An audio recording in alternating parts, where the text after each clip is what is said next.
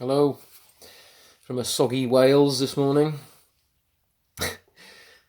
Summer's definitely over, isn't it? Yeah, we've got no sun here at the moment, just grey skies and that Welsh drizzle, which you only need to spend about 30 seconds in before you're absolutely soaking wet. So, welcome to autumn. Didn't last long, did it, summer? But hey, things don't last long in this plane of reality. Things are always changing, things are always moving. Yeah, so just another little touch base kind of video. I was reading an interesting article the other day about obviously not wanting to place too much energy and intention and attention on some of the less than desirable things that are going on this planet right now. But one thing that did stand out to me the other day, and I suppose it's, for any therapists or any healers that are listening to this video, is that the actual measures that have been taken over the last 4 or 5 months to attempt to contain this deadly and evil virus have actually caused more damage than the actual effects of the bug itself. And it's interesting to note that mental health disorders, suicides, and other kind of health issues have actually increased over this period. That tends not to get reported on mainstream news, does it? So one of the reasons for this video, if anyone watches is watching it right now that is struggling or finding it difficult to reconcile the changes that are happening externally, whether they're being affected directly or whether they're being affected indirectly, and are contemplating anything harmful to themselves or to others, then please get in touch. Yeah, get in touch with not just someone like me, a plethora of good counselors, therapists, life coaches, healers out there that might just help you to alter your perceptual reality a little bit and help you understand yourself a little bit more and help you understand what's going on in the external realms a little bit more, so that could hopefully begin to balance any emotions or overly oppressive thinking that can really start to take us down. Okay,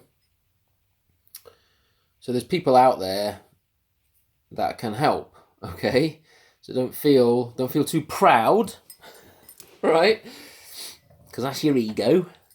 Don't feel too proud to reach out and ask for some help. Okay, we won't bite. And depending on the issues in hand, most of the time we can get people back on the level and back into a functioning life. It might not be meeting these overly excessive expectations that we often have of life.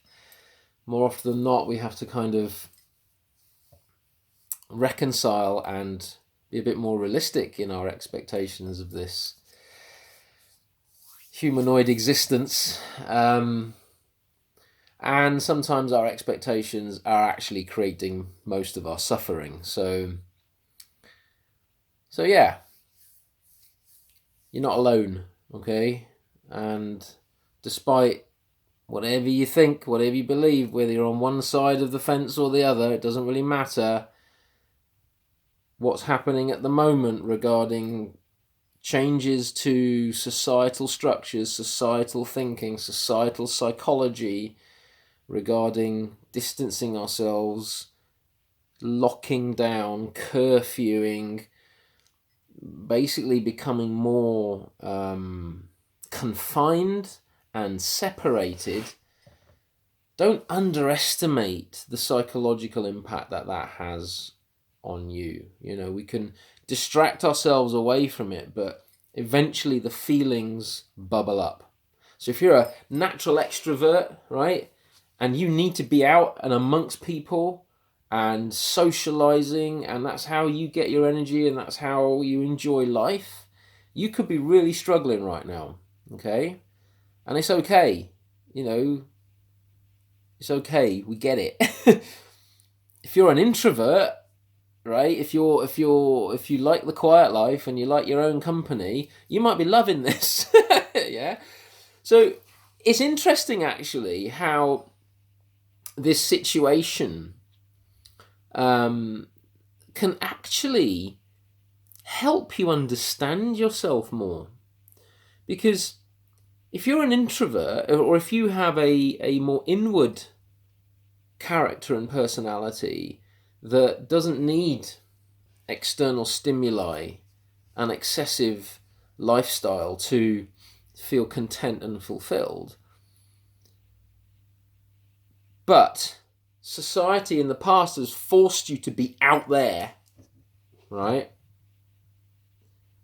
And has now given you the opportunity to come back in here, you might be thinking, actually, I feel good right now. You know, I actually feel like I'm enjoying what's happening because it's giving me time to come back to myself. I was working in Swansea this weekend on Sunday, and I had a couple of clients come and say, oh, you know, I've really enjoyed this lockdown because it's given me a chance to breathe. It's given me a chance to stop all these excesses and understand that most of the reason I do the stupid shit and go out there and spend all my money and piss out my energy up against the wall, right, is because other people are doing it, and it's because I kind of feel out of place if I don't, or I'm trying to please others, or yeah. And because that has been taken away to some extent, you can actually start to understand who you really are and make those adjustments. Make those adjustments internally and actually make those adjustments externally. Yeah? 99%, right, of your life are your choices, right? Your choices on what you do, your choices on where you put your energy, your choices on where you put your attention, your choices on how you give your power, how you receive power, yeah, energy in exchange, your choices on how you perceive a situation. I say your choices because often we are not cognizant and aware or conscious enough to understand that we do have a choice on how we perceive and see things and interact.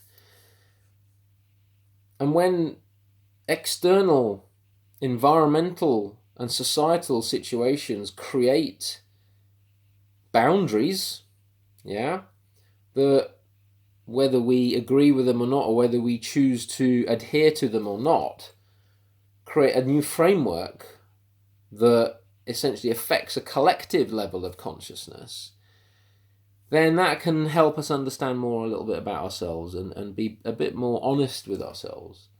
So the extrovert might be suffering right now, but the extrovert in the past who potentially has, I don't know, not had the chance to socialize, and not had the chance to get out there and do things, probably won't even notice a difference at the moment. But there might still be some nagging discordance and disharmony within him or her. All right? And so as lockdown eased and people started to get out and about a bit more and do these things, then it's interesting to see how many people jumped at that opportunity and how many people just thought, oh, do you know what? I'm not sure I can be bothered with this anymore. Yeah? You can't force yourself to want to feel a different way, or want to experience something that you're just genuinely not feeling inside of yourself. And if you're happy just having a cup of tea and meditating on your couch and reading a book, and you can't remember the last time you did that without having to fret about anything else and worry about the work, the job, the bills, this, that, and the other, then embrace it. Embrace the opportunity.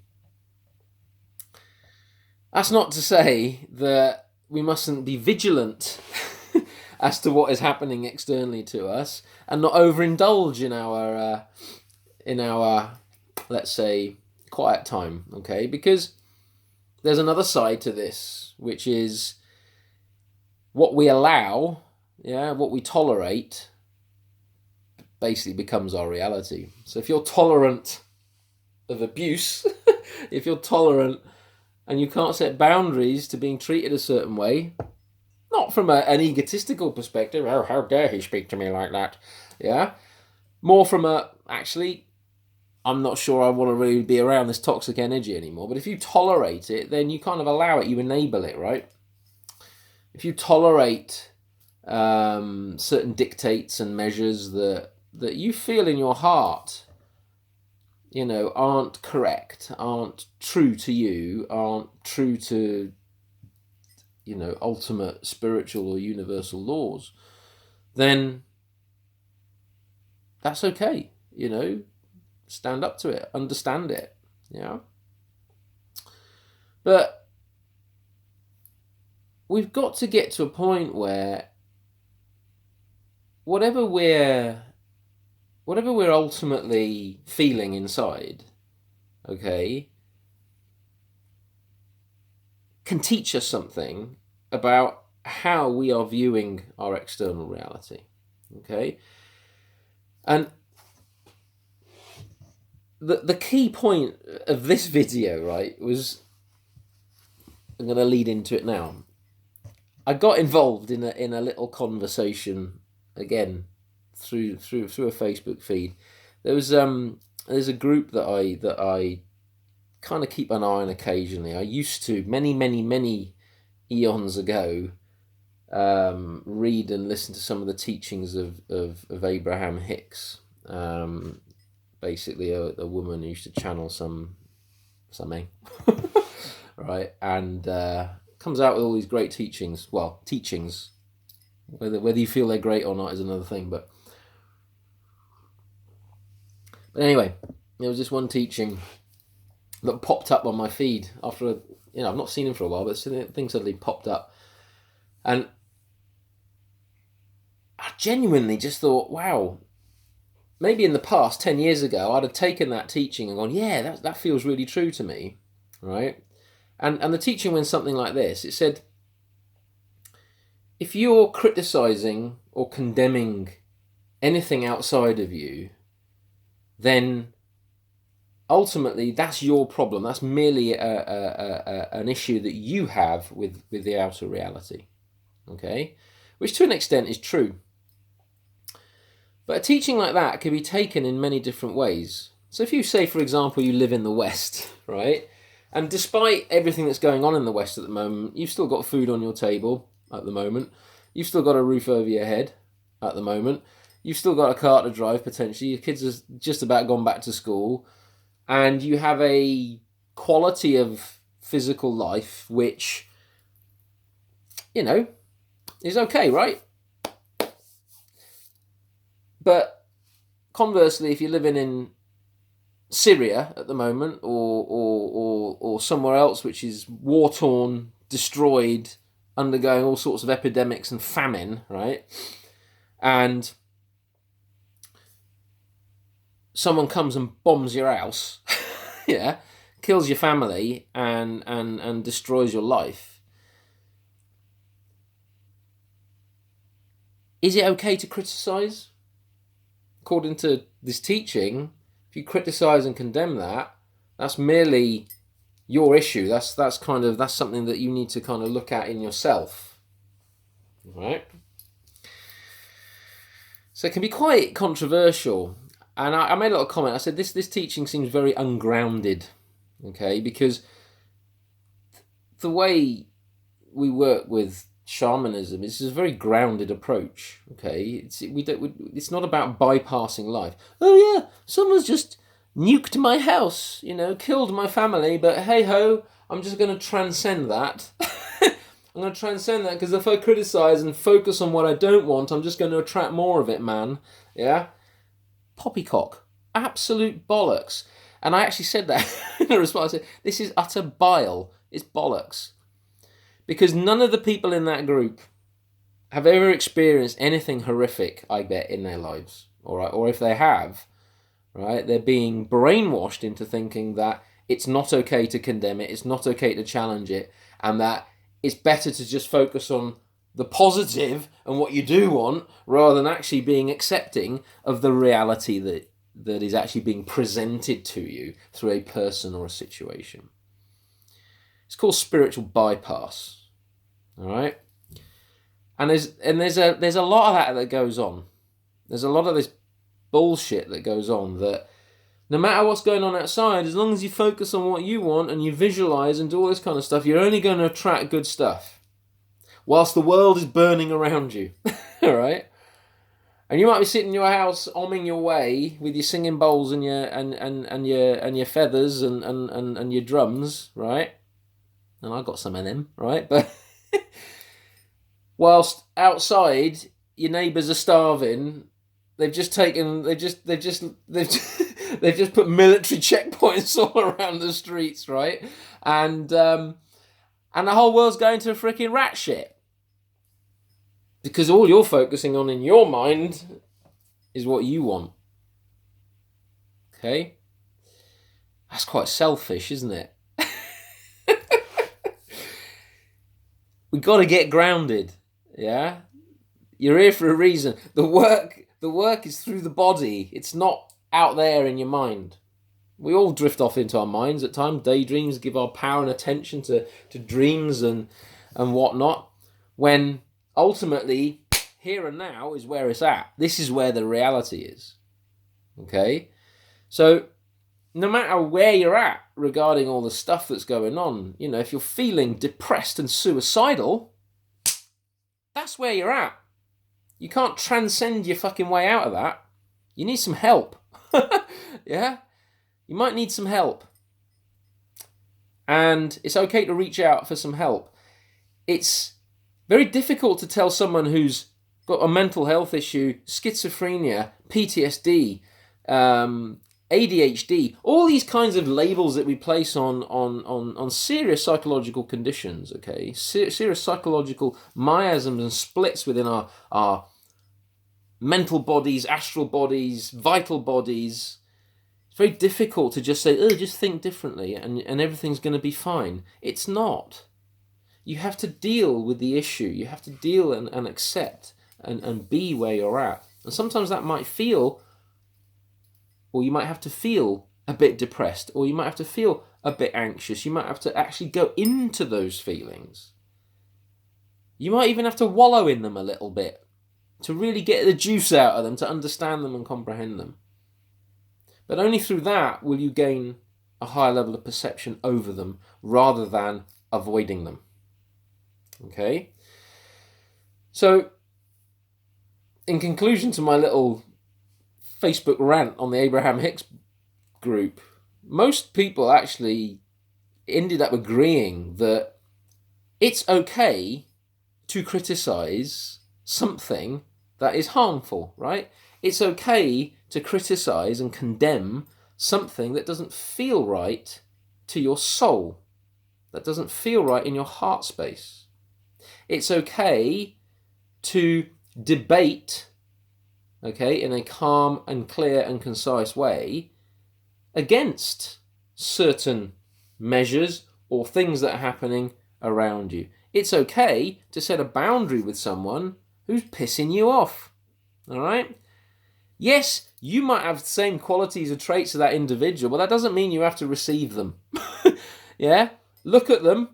Don't get beaten up by them. look at them within you. You might oh yeah, sometimes I can be a bit of a bully. Sometimes I can be a bit try and impose my will over someone. Sometimes I can be a bit like this. I can be a bit despotic. Sometimes I can be a bit tyrannical. And do you know what? I bet I've got we've all got a murderer in us, and we've all got a Buddha in us as well. Yeah, we've got these shadow natures and these light natures within us that we have to become aware of. But that doesn't mean you have to tolerate crap on an ongoing basis. Okay. It can help you become more aware of yourself, right? But if you condemn or criticize, do it for all of humanity. Do it for yourself and everyone else, not just to bypass and push stuff away. Okay? And there is actually a karmic responsibility to trying to correct others, Even, Christ talked about it. The Buddha talked about it. If you're seeing someone harming or abusing someone, and you just watch and go, "Oh, that's nothing to do with me," there's actually a karmic responsibility to that. That's not about going in and being the hero. Oh, look at me! I've saved someone. But where it's appropriate, you pull up your brothers and sisters. You highlight them to them where they might be straying off the path, right? And that's okay, because if you don't, how are we going to learn? How they receive that is up to them, but you're doing your bit. Yeah? Don't be attached to the outcome. Just do your bit. And because like whatever tradition you come from, ultimately, the mathematical balance of the soul, or the vibration of the soul, or all the choices and thoughts and actions and everything that we've made through lives and lives and lives, develops this karmic momentum, okay? And if we've cowered away from doing the right thing, right, that has a karmic impact on our lives, right? It probably means that we end up having to tolerate more shit, more abuse, because we've cowered away from doing the right thing. There was a story, this was fact actually, when the Chinese invaded Tibet, and they were killing the Tibet, the Buddhist monks, and raping the Buddhist nuns in front of the Buddhist monks. The Buddhist monks just stood by, did nothing. Oh, we must do no harm. We must do no harm to that soldier that's raping that nun. No. That has more of a detrimental karmic consequence than standing by and doing nothing. Okay? So my thoughts were a bit bitty today, so I hope you've gleaned a little bit of stuff out of this little short video. But ultimately, whatever's going on at the moment, like I've said in previous videos, try to use it to understand yourself a bit more, get honest about yourself, and see where you're at. If you're really struggling emotionally, mentally, psychologically, get some help, right? There's plenty of therapists out there, yeah? Plenty of therapists out there that are more than happy to do more work. And, you don't have to go to the doctors to get a pill to put in your mouth, right? That's a last resort. If you're that unstable, if things have shaken you up completely and you need some kind of chemical just to get you back on the level, fine. But that should be a last resort. Okay, there's always steps down the ladder, right? That sometimes you can get pulled up from without having to resort to chemical medication. Yeah? And that includes alcohol, drugs, and overstimulation and crazy distraction as well, right? To avoid how you're feeling. So there's help out there. The worst thing you can do is avoid it. Avoid how you're feeling. Avoid what's going on. All right? Get in there. And sometimes the best form of therapy is action. Yeah? Yeah? Don't just stand by and complain about what's going on. Do something about it if you don't like it. Yeah? Willpower. Action. Intention. Okay? 99% of spiritual life is actually working with threads of energy, thoughts, feelings, emotions in an integrated way, so that you can affect your WYRD, W-Y-R-D, your karma in a more positive way, okay? Or in a more negative way, if that's what you want to do, right? Okay, who am I to judge? But if someone comes at me all negative, if someone tries to impose their will over me and I don't like it, they're going to find out about it, all right? I'm not just going to go, oh, all right. So, you know, bit of action. Susum corpo, as they say in Italian. Regenerate the spirit within you, and look to